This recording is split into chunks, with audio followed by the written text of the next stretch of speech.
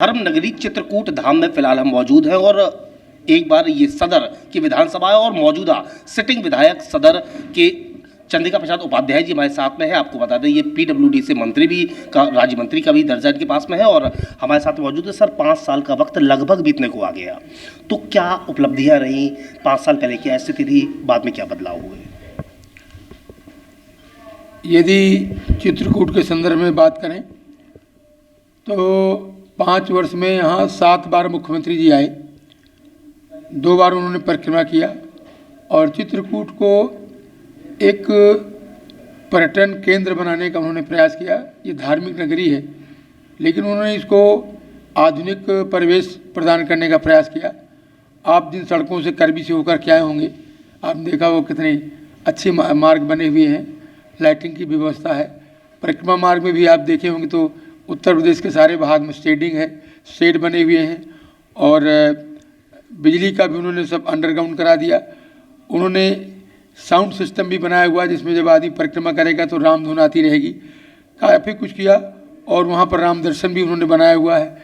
इसके अलावा laser show भी गंगा जी में लगाया गया है।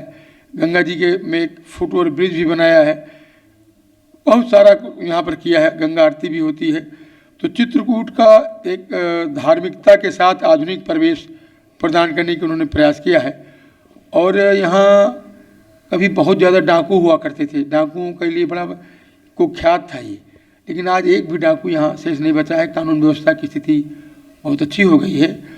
इसी प्रकार से जो गांव हैं, गांव में भी करीब मैं समझता हूँ कि अगर हम पूरे ज़िले की बात करें तो करीब 450 सड़कें नई यहाँ मंजूर होकर दी गई हैं, जिनमें तो निर्माण हो गया या चल रहा है। तो बिजली का भी 18 घंटे से अधिक बिजली गांव में देते हैं और अभी उन्होंने आदेश कर दिया अब 24 घंटे बिजली मिलेगी। तो चाहे बिजली का हो, पीने के पानी का भी उन्होंने प्रत्येक घर में नल लगाने की योजना लागू कर रखी है। बहुत जल्दी घर घर में पानी पहुंच जाएगा। तो पानी, बिजली, सड़क तीनों क्षेत्रों में बहुत काम किया है। और जो लोग बाहर से आते हैं चित्रकूट काफ़ी दिन बाद, वो कहते हैं चित्रकूट अब बिल्कुल बदल गया है। सर धर्म की ये नगरी, आपने डाकुओं की बात की, धर्म की ये नगरी कभी अधर्म से भरी हुई थी। डाकू के जाने के बाद भी यहाँ पर काफ़ी अपराध था, उस अपराध पे किस तरीके से नियंत्रण हो पाया, कैसे? ये बिल्कुल ठीक कह रहे हैं आप कि डाकुओं के अलावा भी अपराध था। तो जो भी माफिया थे, चाहे भू माफिया थे या किसी प्रकार के अन्य शराब माफिया या कोई अन्य गलत काम करने वाले जो माफिया थे, उन सब में बड़ा नियंत्रण हुआ है। और मैं समझता हूँ लगभग वो सब गायब हो गए हैं। और आज साधु संत बहुत स्वतंत्र होकर के विचरण कर रहे हैं। जो धार्मिक यात्री बाहर से आते हैं, तीर्थयात्री बाहर से आते हैं, उनके साथ भी कोई घटना ऐसी नहीं होती है।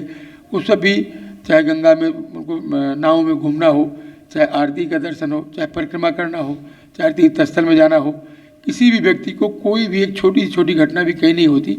और यहाँ सब कुछ लगभग बहुत ही सुंदर और शांत वातावरण में संपन्न होता है। 5 साल का वक्त लगभग बीत चुका है और इस बार जनता एक बार फिर से विकास के मुद्दे हो या अन्य मुद्दे हों, आपकी तरफ उम्मीदों से देख रही है।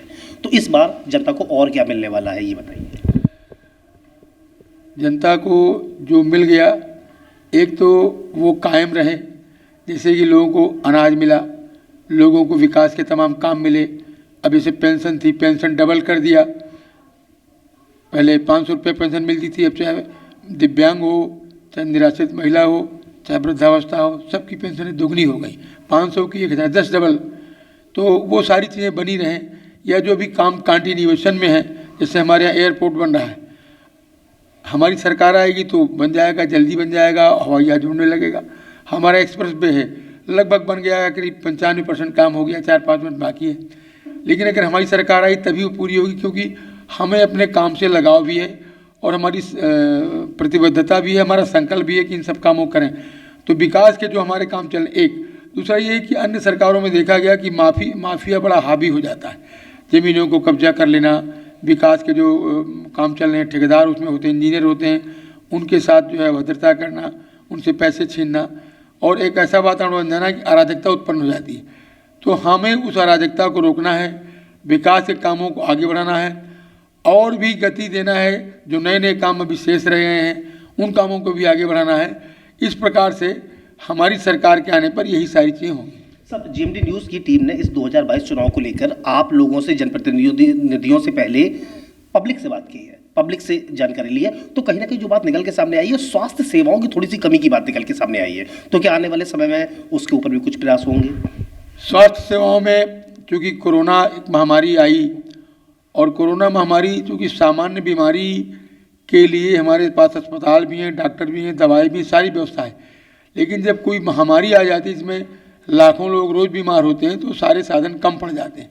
लेकिन अभी मुख्यमंत्री जी ने प्रत्येक अस्पताल में बेडों की व्यवस्था की है, अब हर अस्पताल में ऑक्सीजन भी हो गया और अभी प्रत्येक हमारे अस्पताल में ये जो वायरोलॉजी है इसकी टेस्टिंग के पॉइंट भी खुल गए। वरना जब कोरोना आया था 2 साल पहले पूरे भारतवर्ष में एक ही सेंटर था पुणे में जहाँ इसकी टेस्टिंग होती थी। तो अब पूरे भारत की टेस्टिंग एक जगह होगी तो कितनी टेस्ट होगी, कितनी बुरी हालत होगी। धीरे धीरे लेकर के उसको डिवीजन लेवल पर आए, मेडिकल कॉलेज लेवल पर आए। अब आज प्रत्येक ज़िले का जो डिस्ट्रिक्ट अस्पताल है वहाँ सब जगह हमने टेस्टिंग सेंटर बना दिए हैं। तो अब और दूसरा हर जिला अस्पताल में हमने ऑक्सीजन के पॉइंट लगा दिया है। अब हमको ऑक्सीजन बाहर से नहीं मंगानी पड़ेगी, ऑक्सीजन प्लांट लगे हुए हैं और प्रत्येक बेड के साथ एक हमने पाइपलाइन से उसको जोड़ रखा है। तो जो ऑक्सीजन की कमी से लोगों को दिक्कत हुई थी वो भी नहीं होगी, बेड भी नहीं कम है और उसके अलावा जो भी और भी चीज़ें हैं वो सब हम करें। और इसके अलावा एक बहुत बड़ा काम किया मोदी जी, योगी जी ने कि हर ज़िले में एक मेडिकल कॉलेज खोलने की योजना बनाई है। 30 से अधिक मेडिकल कॉलेज उन्होंने खोल दिए हैं और बाकी जो मिले उसमें पीपीपी प्राइवेट पार्टनरशिप पर, पब्लिक प्राइवेट पार्टनरशिप पर मेडिकल कॉलेज खोल रहे हैं। जब हर जिले में मेडिकल कॉलेज हो जाएगा तो मैं समझता हूँ। और नीचे जो हमारा आशा बहू थी उसका भी अभी हम लोगों ने जो मानदेय था उसको दुगना किया है, कुछ उसको और भी दिया जिन्होंने कोरोना में अच्छा काम किया है। तो चाहे हमारी आशा बहुएँ हों, चाहे ANM हो, चाहे आंगनबाड़ी हो, चाहे CHO हो, हमारी जो अन्य हेल्थ वर्कर्स हैं उनकी सबकी सेवा शर्तों को इम्प्रूव कर रहे हैं। अभी बहुत से हमने सब सेंटर्स भी बनाए हैं जहाँ ANMs और CHO रहेंगी तो लोगों को गांव लेवल पर ही ये सारी सुविधाएं मिल जाएंगी। इनकी जो वैकेंसीज हैं उसको भी फिलअप किया है, इनको ट्रेंड भी किया है, इनकी सुविधाएं भी बढ़ाई हैं। अभी हमने इनको 2 दिन पहले कल ही सबको स्मार्टफोन दे दिया हर आशा के पास, ताकि जो डाटाबेस है उसको मालूम हो सकेगा और कनेक्टिविटी बढ़ जाएगी। तो हम उन चीज़ों को सुधारने के लिए बराबर प्रयत्न कर रहे हैं। चलिए सर, GMD न्यूज़ आपको बहुत बहुत शुभकामनाएं देता है। तो ये थे हमारे साथ अंबिका प्रसाद उपाध्याय जी, जो कि सदर से मौजूदा विधायक और राज्य मंत्री भी है।